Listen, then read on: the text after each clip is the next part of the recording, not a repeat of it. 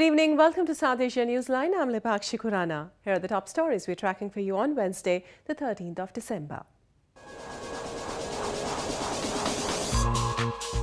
India pays tribute to victims of 2001 Parliament attack on its 16th anniversary.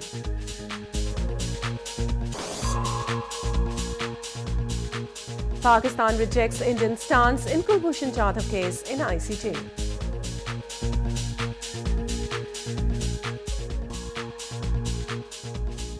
And Nepal completes the FPTP vote count, CPN-UML in lead.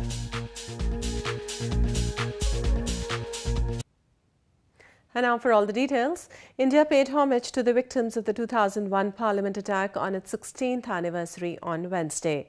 Indian Prime Minister Narendra Modi, along with other political leaders, paid floral tributes to the victims at the memorial at the Indian Parliament in New Delhi.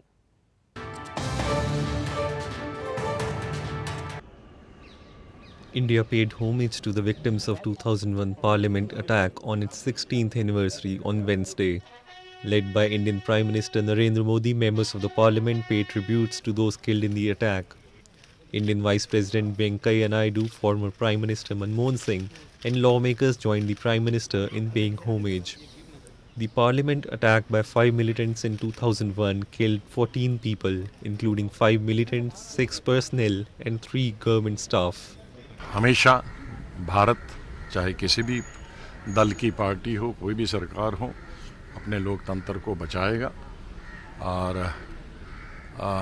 कभी भी लोकतंत्र को ख़त्म नहीं होने देगा। चाहे पाकिस्तान कितनी कोशिश करे, कितना प्रयास करे, कितने मिलिटेंट भेजे, लेकिन भारत का जो नाम है, जो तिरंगा है, विश्व में हमेशा ऊंचा रहेगा। India, after the Parliament attack, said the militants belong to Pakistan-based Jaish-e-Mohammed and Lashkar-e-Taiba militant groups. Later, Muhammad Afzal Guru, who was held guilty in the case, was awarded death sentence after being convicted of conspiracy to attack the Parliament and waging war against the country. He was hanged in February 2012 at Tihar jail in the capital. Pakistan later denied any involvement and condemned the attack. Indian Vice President Venkaiah Naidu on Tuesday met his Afghan counterpart Mohammad Sarwar Danish in Indian capital New Delhi. The two leaders held talks on cross-border militancy, Iran's Chabahar port and finding ways to enhance bilateral and economic ties between their countries. Danish, who is Afghanistan's second vice president, was on a 5-day visit to India. The Afghan leader during his trip also attended an international conference on Mother Teresa in Mumbai city. India and Afghanistan share a strong relationship. India has played a significant role in the construction and rehabilitation of Afghanistan. New Delhi's extensive developmental assistance program for Afghanistan now stands at around $2 billion. In news from Pakistan, Pakistan on Wednesday dismissed India's stance while submitting its reply in the case of Indian national Kulbhushan Jadhav to the International Court of Justice or ICJ. In its counter memorial, Pakistan maintained its accusation that Jadhav entered the country with the intent of spying and carrying out anti-national activities. 47-year-old Jadhav was given death sentence by a Pakistani military court earlier this year, following which India moved the ICJ in May.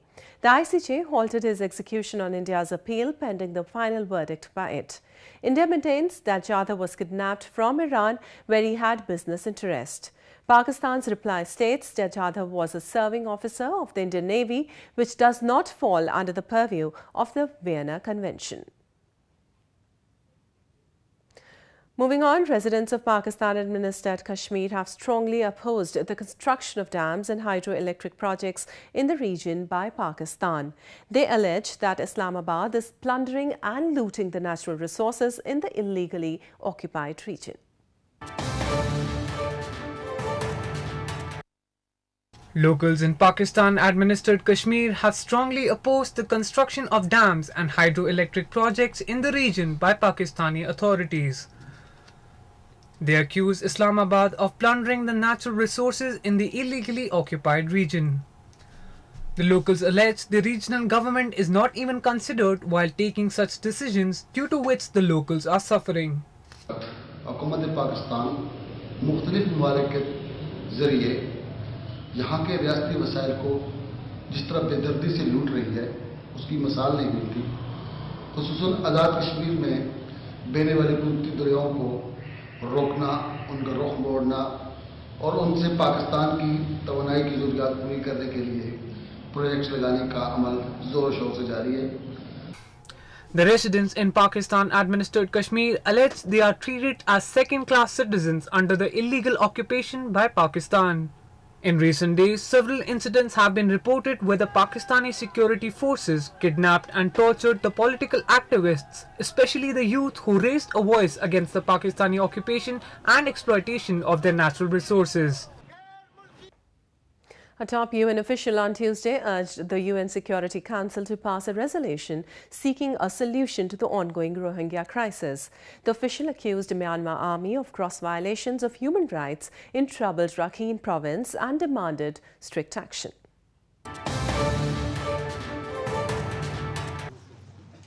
A top UN official on Tuesday urged the UN Security Council to visit Bangladesh and Myanmar amid Rohingya crisis and demand an end to attacks on civilians. Pramila Patten, the special UN envoy, recounted horrific accounts of sexual atrocities by Myanmar soldiers against Rohingya Muslim women and called the UN body to take strict action. Over the course of 3 days, I heard the most heartbreaking and horrific accounts of sexual atrocities reportedly committed in cold blood out of a lethal hatred for the Rohingya community based on their ethnicity and religion.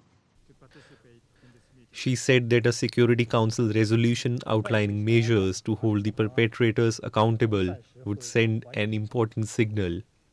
A Security Council resolution demanding an immediate end to violations against the civilian population in Rakhine State and measures to hold the perpetrators accountable would send an important signal. Myanmar has been stung by international criticism for the way its security forces responded to attacks by Rohingya insurgents. Over 600,000 Rohingyas have fled to neighbouring Bangladesh following a military crackdown in Myanmar's Rakhine province since August. In news from Sri Lanka, 27 Indian fishermen were arrested by Sri Lankan Navy for allegedly fishing in its waters. Fishermen from both India and Sri Lanka often breach the undemarcated maritime boundaries, leading to their arrest and detention.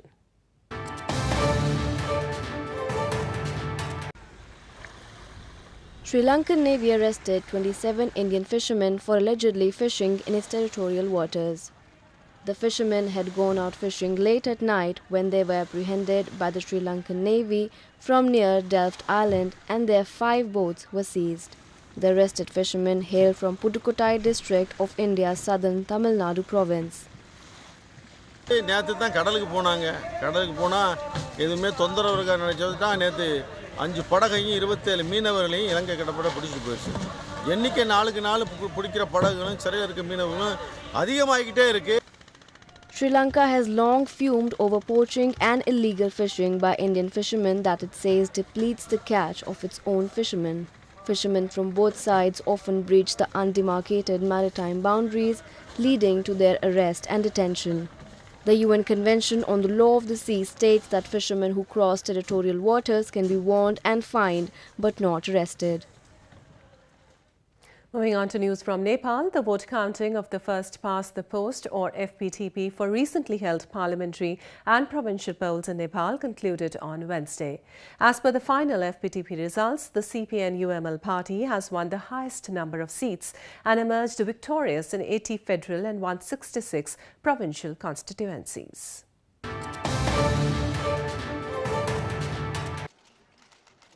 Nepal's CPN-UML has emerged as the largest party with the end of vote counting under the first past the post or FPTP for parliamentary and provincial polls on Wednesday.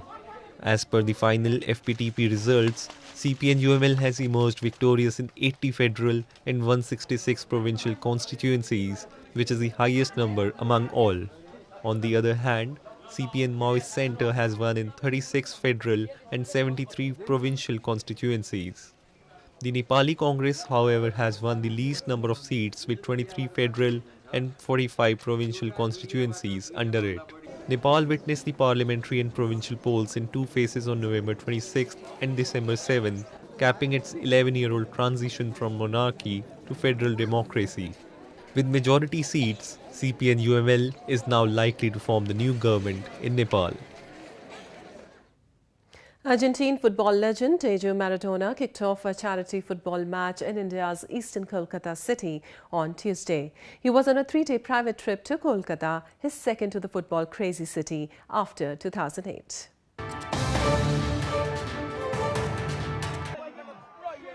Scores of football lovers gathered to see Argentine football legend Diego Maradona as he arrived to kick off a charity match in India's eastern Kolkata city on Tuesday. Maradona was mobbed by media persons and fans as he stepped on the field with former Indian cricketer Sourav Ganguly to kick off the match. Maradona, who helped Argentina lift the World Cup in 1986, arrived in Kolkata on Sunday for a 3-day visit. I'm enjoying with Maradona. He's very good thing, I think. Every time he's talking everything. Wonderful, great player. We see, most probably our age, we are see all the matches, not you. You're just looking for the just Messi. But Maradona is world class. I tell you, his touch is a bond. During his visit, Maradona also unveiled a 12-feet statue of himself holding along the 1986 World Cup trophy. Football is hugely popular in Kolkata city, with fans closely following all the international matches.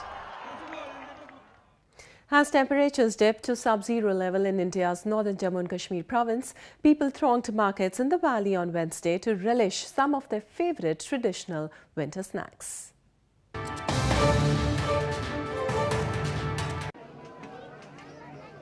Indian Kashmir is witnessing a huge surge in the demand for traditional snacks with the onset of winter.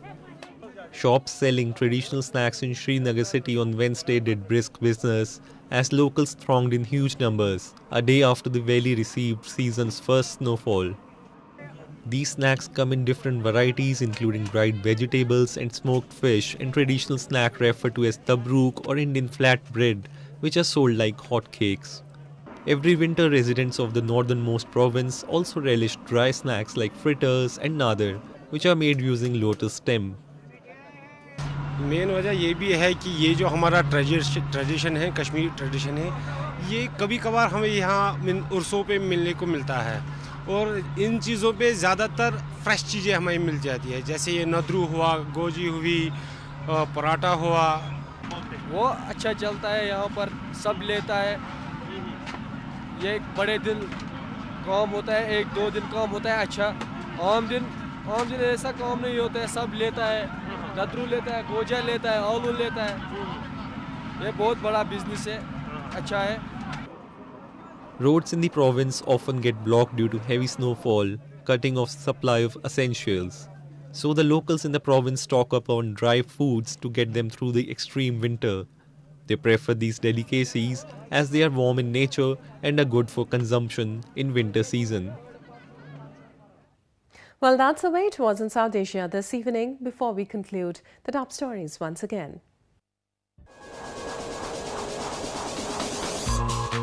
India pays tribute to victims of 2001 Parliament attack on its 16th anniversary.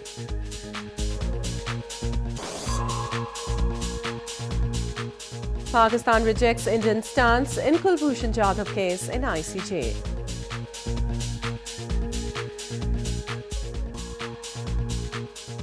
And Nepal completes the FPTP vote count, CPN-UML in lead.